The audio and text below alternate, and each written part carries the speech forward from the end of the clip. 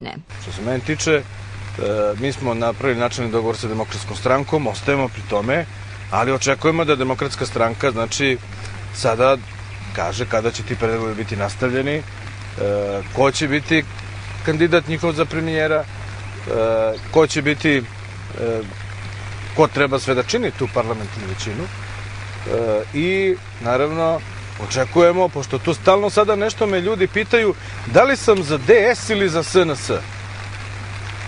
Pa kako da budem za SNS kad SNS nije uopšte izrazio bilo kakav prijedlog niti želju da pravi vladu sa SPS-om? Dačić veruje da je bilo kontakata između demokrata i naprednjaka. Oni sad trenutno se bave svojim odnosima. Znači, odnosima kako da naprave neku strateško između te dve stranke, što smatram da nije loše.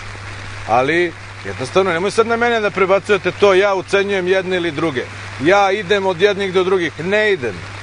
Nisam se ni sa kim ni čuo, ni video, znači sigurno ni sa Tadićem, ni sa Tomislavom Nikolićem od ponedeljka kada je poslednji put bilo tih kontakata. Ako se dogovore SNS i DS, imali mesta za vas? Srećan put.